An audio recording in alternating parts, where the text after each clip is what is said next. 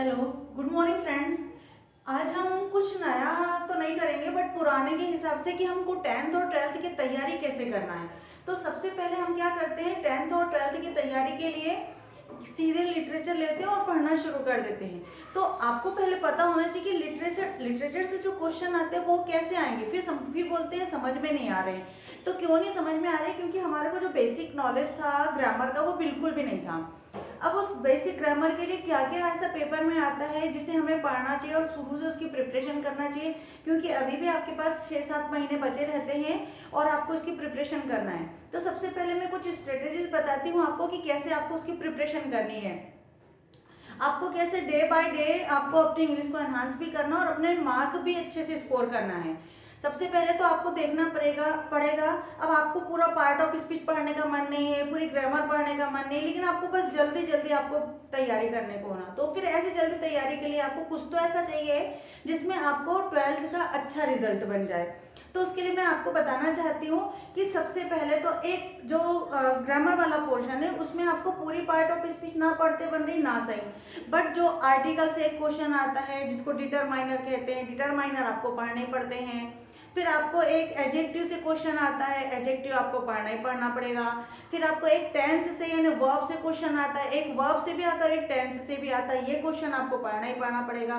तो अब इन सबको एक प्रपोजिशन से आता है, कंजंक्शन से आता है, क्लॉज से आता है, फिर आपके पास नोट मेकिंग आती है, फिर आपके पास रिपोर्ट राइटिंग आती है, आर्टिकल लिखने को आता है। तो ये सबको कैसे पढ़ना पड़ेगा, इन सबको पढ़ने के लिए मैं बहुत छोटा सा कैप्सूल कोर्स लेके आ रही हूँ जिसमें आपको रेगुलर एटलीस्ट 3 मंथ तो आपको इंग्लिश में देना ही देना पड़ेगा। इसके बाद में अपन थोड़ा सा उसमें बीच बीच में लिटरेचर भी लेकर के आएंगे। तो उसके बाद में आपको पक्का आपकी इंग्लिश एनहांस होगी। तो हम शुरू करते हैं आज पहले दिन से, और वो उसके साथ साथ हम प्रैक्टिस देंगे। तो सबसे पहले क्वेश्चन की आप हम तैयारी करेंगे कि हमें कैसे करना है। सबसे पहले हम आर्टिकल की बात करते हैं। तो आर्टिकल पढ़ने के लिए जिसमें से हम डिटरमाइनर कहते हैं, लोग कहते हैं कि डिटरमाइनर्स क्या है।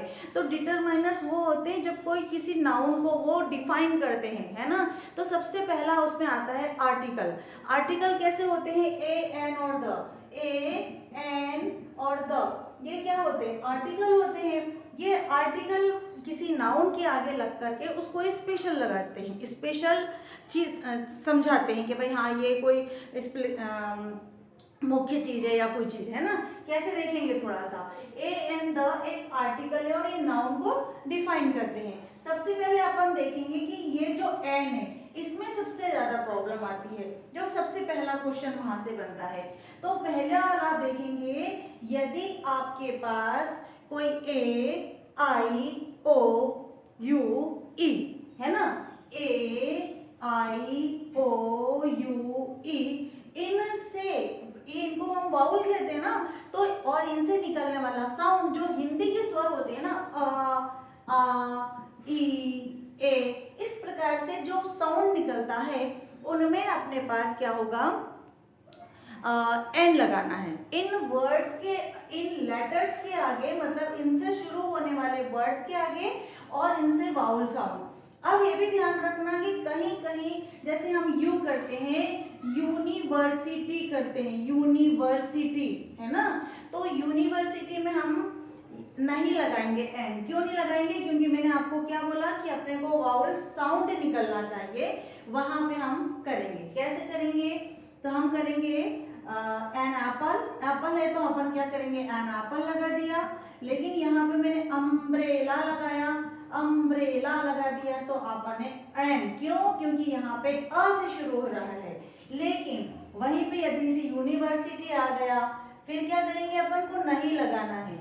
यूनिफॉर्म आ गया, आपको एन नहीं लगाना है। क्यों नहीं लगाना है, क्योंकि यहाँ पे इसका प्रोनाउंसिएशन यू हो रहा है ना, यू फोर भी आ रहा है, वो भी नहीं लगाना है।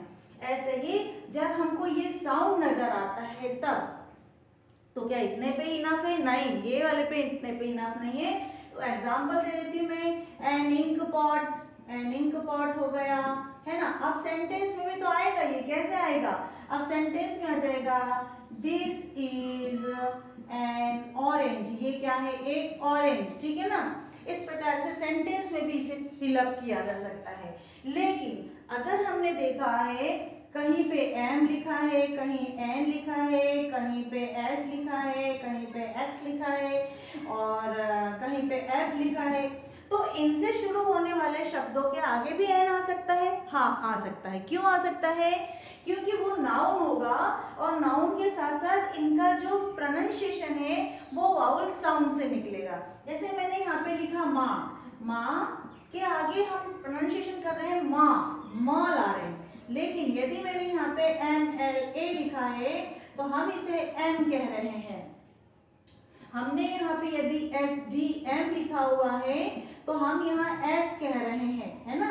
यानी साउंड कौन सा निकल रहा है? अपना ए का निकल रहा है। इसका मतलब यदि कोई वर्ड के आगे M आ रहा हो, N आ रहा हो, S आ रहा हो, X आ रहा हो और F आ रहा हो, उनके आगे भी हम क्या लगाते हैं?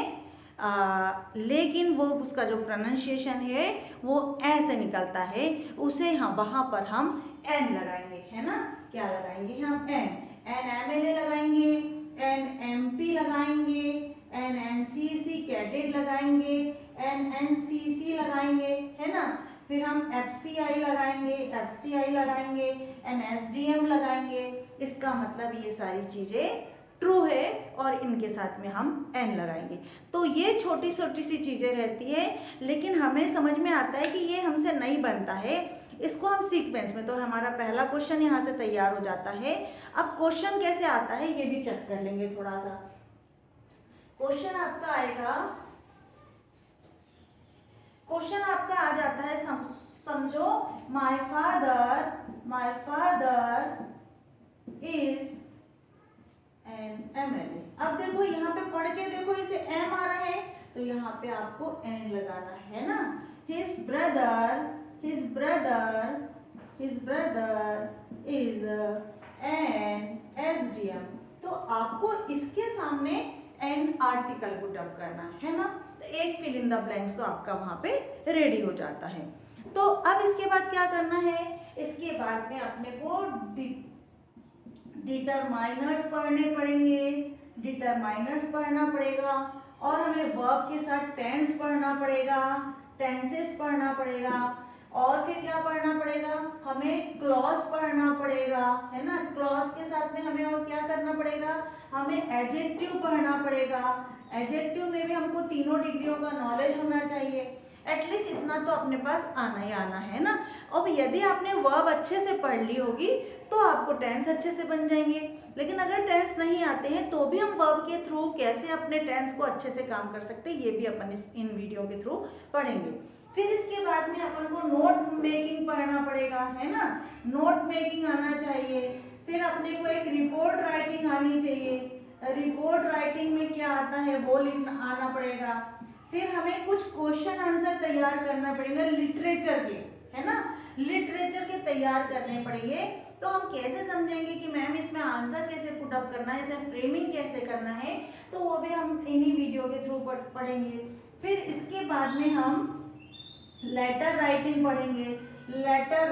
पढ़ेंगे और फिर हम अनसीन पेसेस, क्योंकि अनसीन पेसेस को केवल पढ़ते आना चाहिए, आंसर तो आपके खुद को खुद बन जाते हैं। तो इस प्रकार ये तो आपका एक क्वेश्चन था, एक फिल इन द ब्लैंक्स था। इस प्रकार से मैंने आपके साथ एक बिल्कुल कैप्सूल क्लास ली है आज। अगर आपको ये वीडियो अच्छा लगता है तो प्लीज़ आप कमेंट बॉक्स में बताइए।